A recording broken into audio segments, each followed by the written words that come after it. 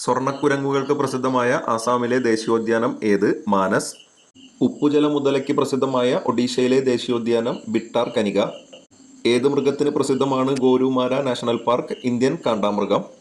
ഇന്ത്യയിലെ ആദ്യത്തെ dugong conservation reserve നിർമ്മിക്കാൻ തീരുമാനിച്ച സംസ്ഥാനം തമിഴ്നാട്. സ്നോ ലെപ്പേർഡിന് പ്രസിദ്ധമായ ഇന്ത്യയിലെ ദേശീയോദ്യാനം ഹെമിസ് ദേശീയോദ്യാനം. സൈബീരിയൻ കൊക്കുകൾക്ക് പ്രസിദ്ധമായ രാജസ്ഥാനിലെ ദേശീയോദ്യാനം കേവലദേവ് ദേശീയോദ്യാനം. കൃഷ്ണമൃഗങ്ങളെ സംരക്ഷിക്കുന്നതിന് ഗുജറാത്തിൽ രൂപവൽക്കരിച്ച ദേശീയോദ്യാനം വേലവദാർ ദേശീയോദ്യാനം ബ്ലാക്ക് ബക്ക് ദേശീയോദ്യാനം. അസമിലെ കാസിരംഗ ദേശീയോദ്യാനം ഏതു മൃഗത്തിനാണ് പ്രസിദ്ധം? ഒറ്റക്കൊമ്പൻ കാണ്ടാമൃഗം. ഒലീവ് റിഡ്ലി കടലാമകളുടെ പ്രജനനത്തിന് പ്രസിദ്ധമായ ഗാഹിർമാത ബീച്ച് ഏതു വന്യജീവി സങ്കേതത്തിന്റെ ഭാഗമാണ്? ബിട്ടാർ കനിക. ഇന്ത്യയിലെ ആദ്യത്തെ ഹിമപ്പുലി സംരക്ഷണ കേന്ദ്രം നിലവിൽ വരുന്ന സംസ്ഥാനം ഉത്തരാഖണ്ഡ്. വെള്ളക്കടുവകൾക്ക് പ്രസിദ്ധമായ നന്ദൻകാനൻ മൃഗശാല എവിടെയാണ്? ഭുവനേശ്വർ. ഇന്ത്യയിൽ കാട്ടുകഴുതകൾക്കുള്ള സാങ്ച്വറി